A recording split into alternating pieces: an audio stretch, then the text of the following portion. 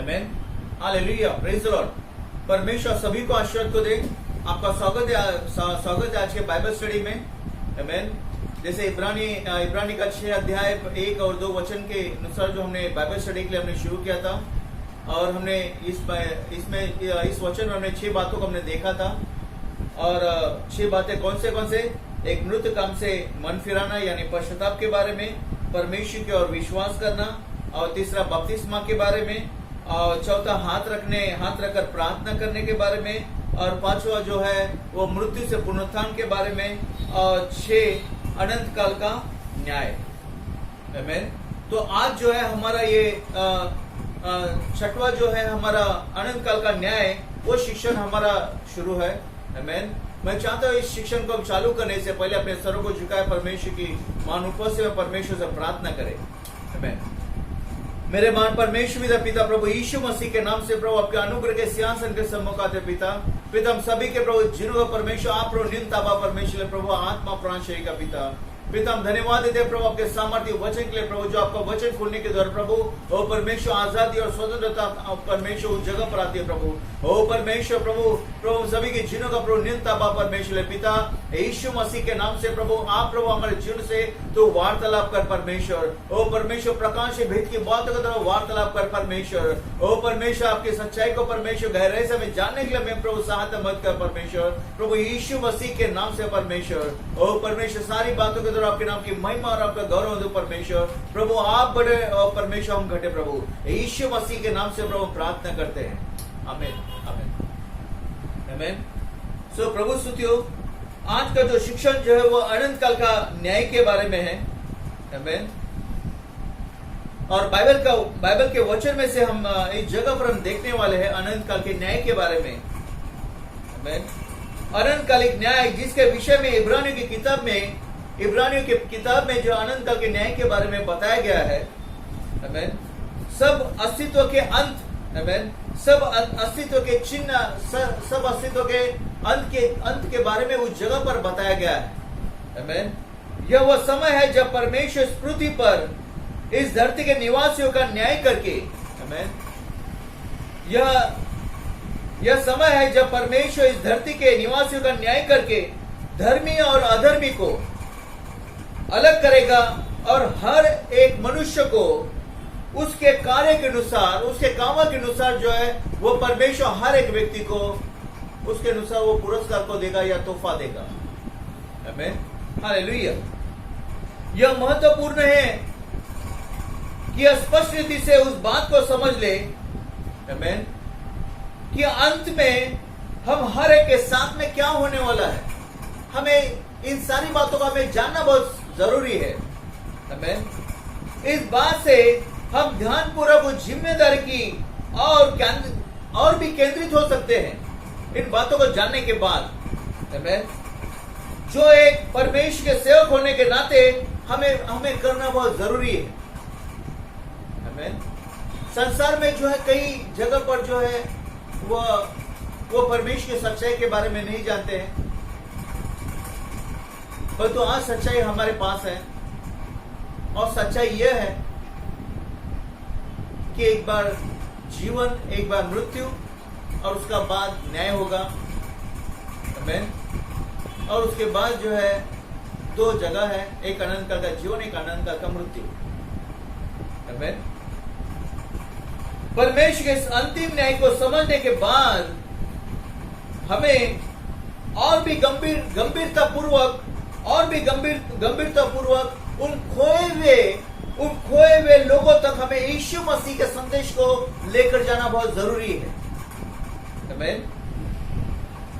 परमेश्वर इस अंतिम न्याय को समझने के बाद आपको और मुझे और भी गंभीरता के द्वारा परमेश्वर कार्य को, उस सुसमाचार को जो प्रभु यीशु मसीह का है, उन खोए हुए लोगों तक को लेकर जाना बहुत जरूरी है, ताकि वे भी छुटकारे को पाए, आमीन, उद्धार को पाए, जिसके द्वारा हम इस अंत में उस दर्द से हम बच सकते हैं।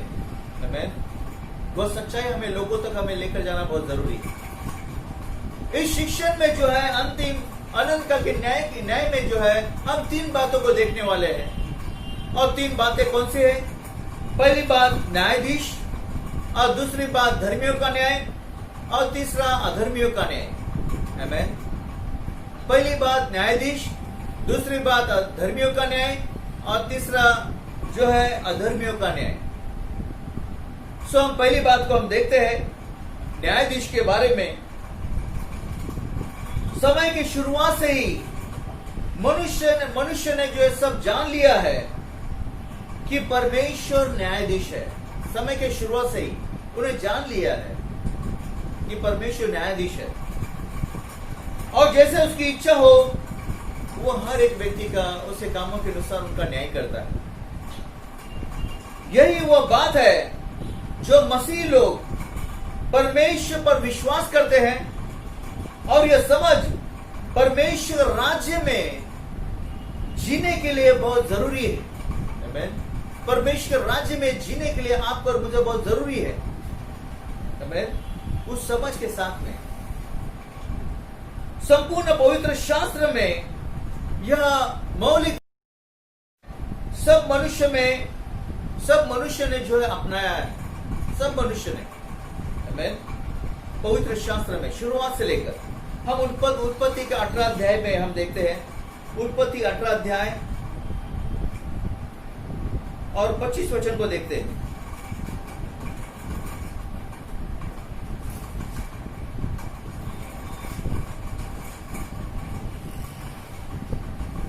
उत्पत्ति का पुस्तक 18 अध्याय और 25 वचन। आमीन। सो बाइबल का वचन कहता है, इस प्रकार का काम करना तुझसे दूर रहे कि दुष्ट के संग धर्मी को भी मार डाले, और धर्मी और दुष्ट दोनों की एक ही दशा हो। यह तुझसे दूर रहे, क्या सारी पृथ्वी का न्यायी न्याय न करे। इस जगह पर जो है अब्राहम जो है वो परमेश्वर के सामने खड़ा रहता है, और अपने भतीजे लूत के लिए जो है, जो सदोम में है, उसको बचाने के लिए वो परमेश्वर के पास वो दुहाई देता है। आमीन। और वो परमेश्वर से कहता है, क्या कहता है? इस प्रकार का काम करना तुझसे दूर रहे कि दुष्ट के संग धर्मी को भी मार डाले, और धर्मी और दुष्ट दोनों की एक ही दशा हो। यह तुझसे दूर रहे, क्या सारी पृथ्वी का न्याय न करे। सो अब्राहम इस जगह पर वह स्वीकार करता है कि सारे पृथ्वी का न्याय एक ही है, वह महान परमेश्वर, वो यहोवा परमेश्वर। हालेलुया। आमीन। अब्राहम ने इस सत्य की घोषणा की जब उसने लूत के उद्धार के लिए वो परमेश्वर से प्रार्थना की। और भजन संहिता 96 का 13 वचन कहता है। भजन संहिता का पुस्तक 96 का 13 वचन कहता है,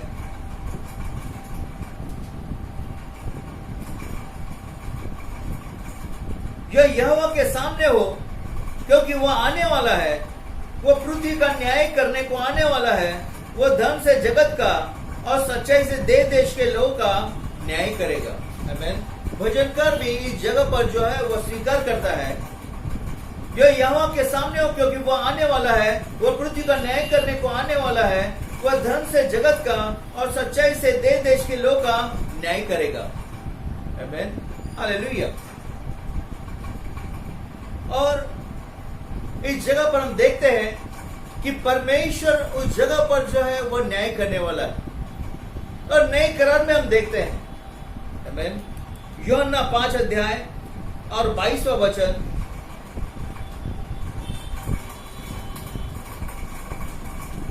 यूहन्ना 5 अध्याय और 22वां वचन।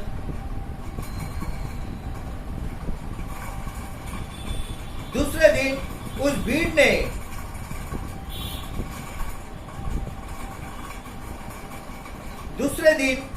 भीड़ ने जो झील के पार खड़ी थी, यह देखा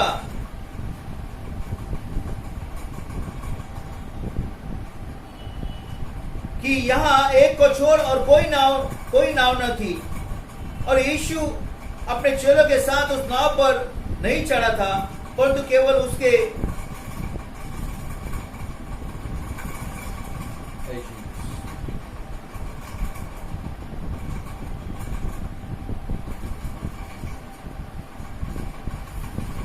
क्षमा करें, 5 अध्याय का 22वां वचन, पिता किसी का न्याय नहीं करता, परंतु न्याय करने का सब काम पुत्र को सौंप दिया है। आमीन। सो इस जगह पर प्रभु यीशु मसीह को न्याय करने का काम दिया गया है। और 22वां वचन में कहता है, पिता किसी का न्याय नहीं करता, परंतु न्याय करने का सब काम पुत्र को सौंप दिया है। आमीन। हालेलुया। सो नई करार के अनुसार प्रभु यीशु मसीह वह न्याय करने वाला है। आमीन।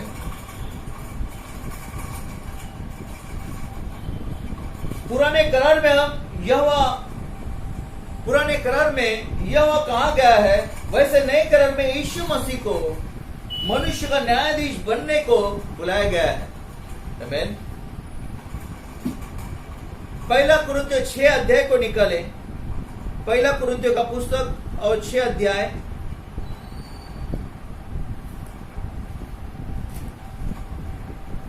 और 2 और 3 वचन। सो इस जगह पर वचन कहता है, क्या तुम नहीं जानते कि पवित्र लोग जगत का न्याय करेंगे? इसलिए जब तुम्हें जगत का न्याय करना है, तो क्या तुम छोटे से छोटे झगड़े का भी निर्णय करने के योग्य नहीं? क्या तुम नहीं जानते कि हम स्वर्गदूतों का न्याय करेंगे, तो क्या सांसारिक बातों का निर्णय न करें? आमीन। सो बाइबल का वचन इस जगह पर कहता है कि हम लोग जो है वो स्वर्गदूतों का न्याय करेंगे। आमीन। संसार के अंत में न्याय के समय हमारा भी भाग होगा। इस क्षण हमारे लिए यह बात हमारे विचारों से कई परे है। आमीन। कि हम इस काम के लिए आमीन चुने जाएंगे, परंतु यह बात सत्य है, क्योंकि बाइबल सत्य है। आमीन। हम न्याय करने वाले, आमीन, स्वर्गदूतों का न्याय करेंगे। तो हमने इस जगह पर देखा कि न्यायाधीश के बारे में पुराने करार में परमेश्वर न्यायाधीश है, नए करार में प्रभु यीशु मसीह न्यायाधीश है, और बाद में हमने कुरिन्थियों के पुस्तक में देखा कि हम भी स्वर्गदूतों का न्याय करने वाले। आमीन। हम दूसरी बातों को हम देखते हैं धर्मियों के न्याय के बारे में। धर्मियों का न्याय, जैसे हम पहले के पाठ में देख चुके हैं कि मृत्यु के पुनरुत्थान के बाद धर्मी और अधर्मी को अंत में अलग अलग किया जाएगा। आमीन। मृत्यु के पुनरुत्थान के बाद धर्मी और अधर्मी को अंत में अलग अलग किया जाएगा, और हम इस बात को जानते हैं, और यह बात स्पष्ट रीति से गेहूं और भूसे के दृष्टांत में, आमीन, जंगली दाने के दृष्टांत में यहां पर हम बताया गया है। हम मत्ती 13 अध्याय को निकाले, मत्ती 13 अध्याय और 24 से लेकर हम 30 वचन को देखें। मत्ती 13 अध्याय और 24 से लेकर 30 वचन। ओके। यीशु ने उन्हें एक और दृष्टांत दिया, स्वर्ग का राज्य उस मनुष्य के समान है जिसने अपने खेत में अच्छा बीज बोया, पर जब लोग सो रहे थे तो उसका शत्रु आकर गेहूं के बीच जंगली बीज बोकर चला गया। जब अंकुर निकले और बालें लगी तो जंगली दाने के पौधे भी दिखाई दिए। इस पर गृहस्थ के दासों ने आकर उससे कहा, हे स्वामी, क्या तूने अपने खेत में अच्छा बीज न बोया था? फिर जंगली दाने के पौधे उसमें कहां से आए? उसने उससे कहा, यह किसी शत्रु का काम है। दासों ने उससे कहा, क्या तेरी इच्छा है कि हम जाकर उसको बटोर ले?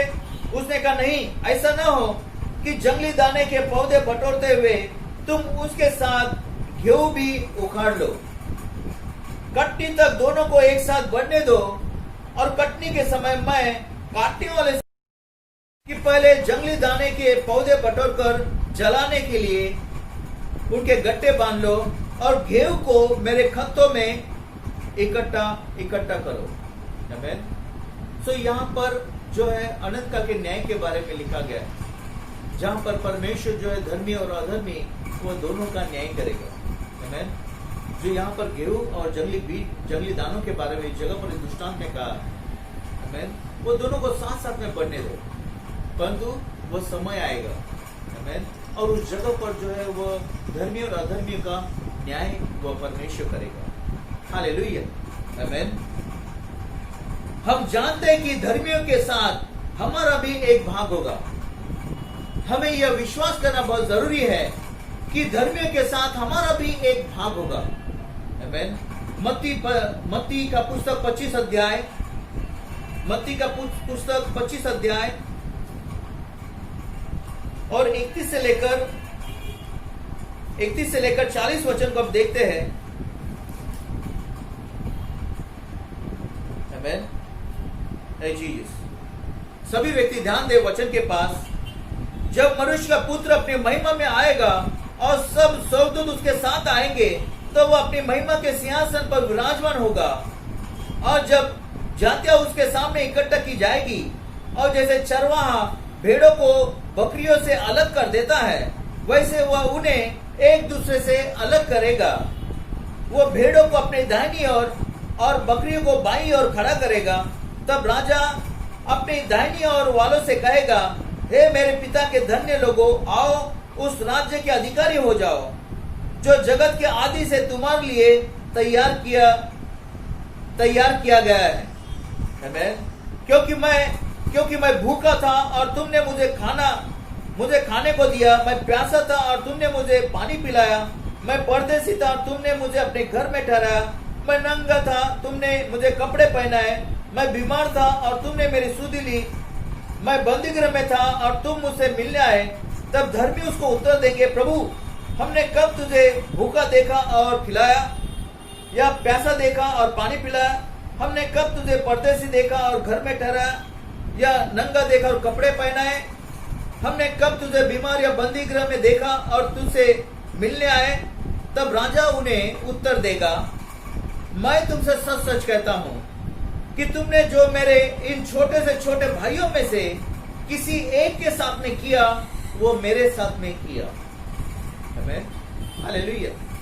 तो शास्त्र का वचन कहता है इस जगह पर कि जब प्रभु यीशु मसीह अपने स्वर्गदूतों के साथ में आएगा, आमीन, सो उस जगह पर जो है जैसे भेड़ों को जो है वो बकरी से अलग करते हैं,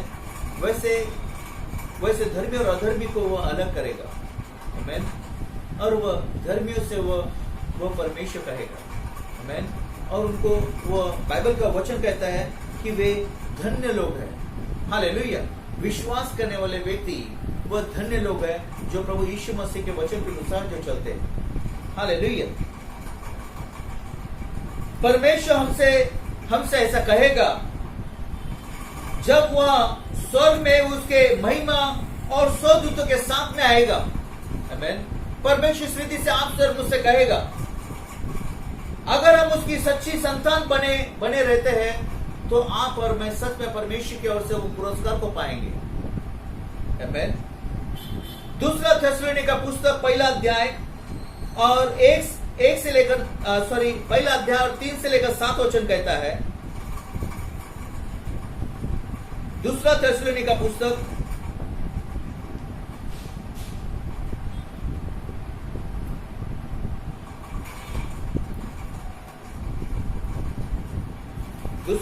का पुस्तक पहला अध्याय और 3 से लेकर 7 वचन कहता है।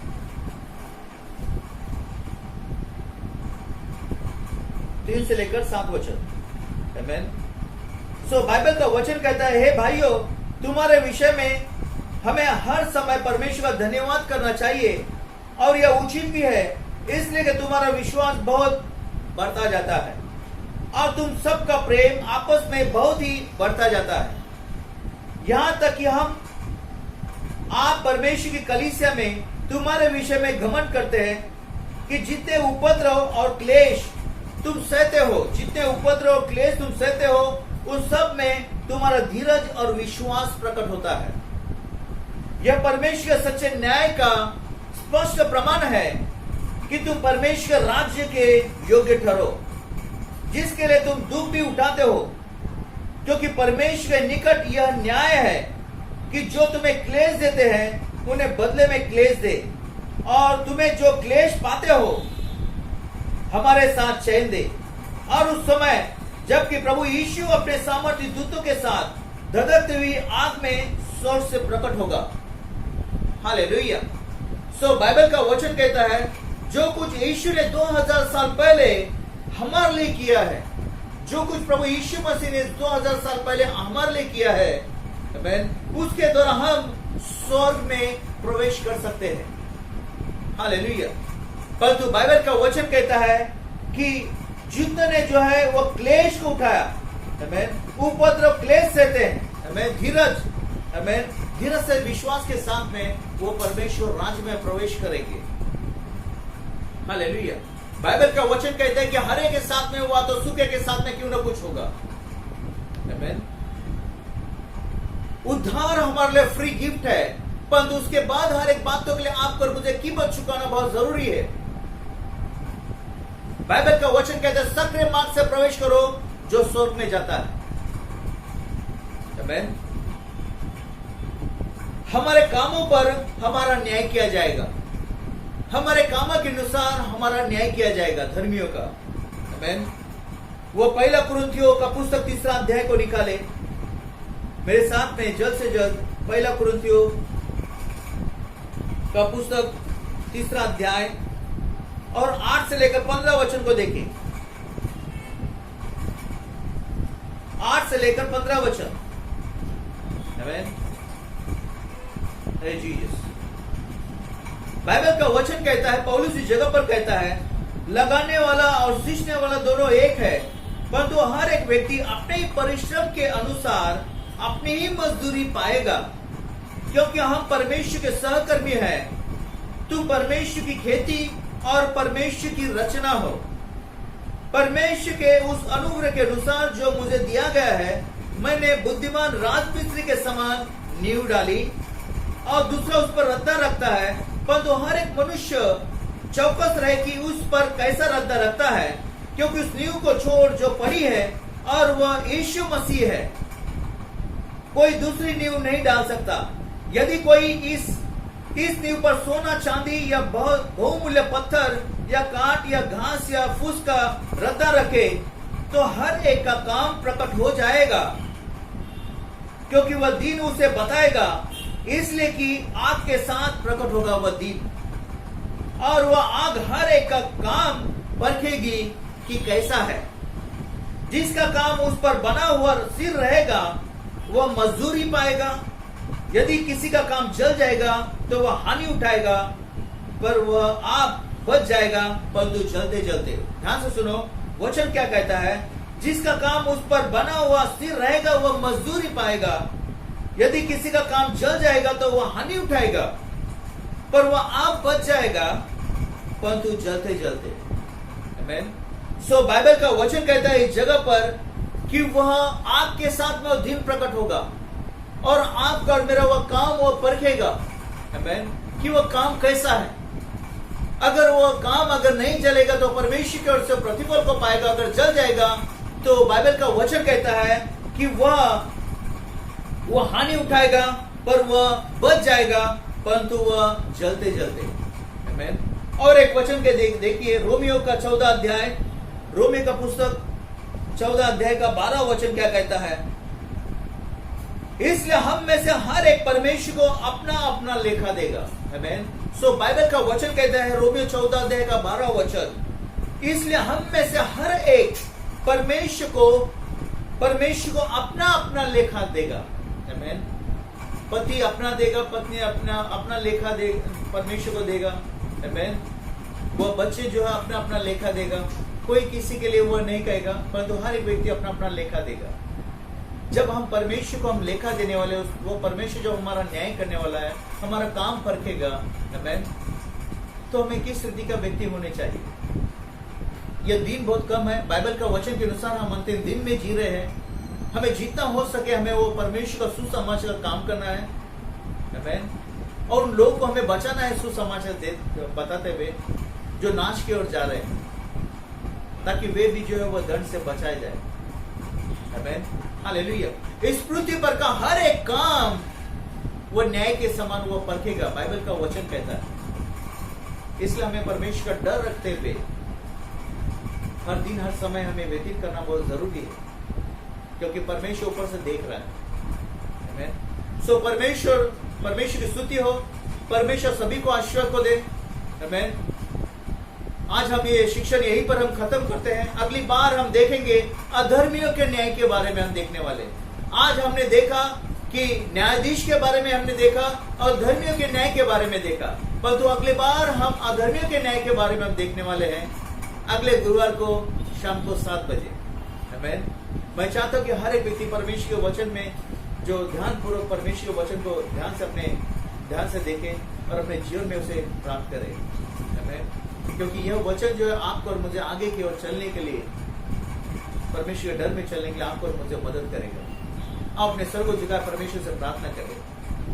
मेरे महान परमेश्वर पिता प्रभु यीशु मसीह के नाम से प्रभु हर एक वो परमेश्वर सुनने वाले हर एक भाई बहनों को अपने आप को प्रभु आपके पवित्र हाथ में सौंपते पिता प्रभु यीशु मसीह के नाम से प्रेम पवित्र आत्मा, जैसे प्रभु हमने अंतिम परमेश्वर अनंत के न्याय के बारे में हमने देखा प्रभु, यह वचन का बीज प्रभु हमारे जीवन में प्रभु अच्छी भूमि में बोया जाए और परमेश्वर यह 100 गुना प्रभु के महिमा गौरव के लिए फल को लेकर आए। प्रभु हमें प्रभु सिर्फ सुनने वाले नहीं, पर जो वचन के अनुसार चलने वाले प्रभु हमें होने के लिए प्रभु हमें साथ मदद कर ओ परमेश्वर, ताकि प्रभु हम आपके संतान ठहरे परमेश्वर। ओ प्रभु आपकी ओर से वो पुरस्कार को प्राप्त करे परमेश्वर, हमें साथ और मदद कर, हमें अनुग्रह दे परमेश्वर। प्रभु यीशु मसीह के नाम से परमेश्वर हम धन्यवाद स्तुति करते हैं, स्तुति महिमा करते हैं परमेश्वर। प्रभु यीशु मसीह के नाम से यह प्रार्थना करते हैं।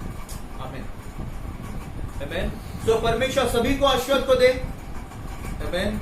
इस संसार में अनेक परमेश्वर नहीं है, एक ही परमेश्वर है और वह हमारा यहोवा परमेश्वर है और वह हमारा अब्बा पिता है।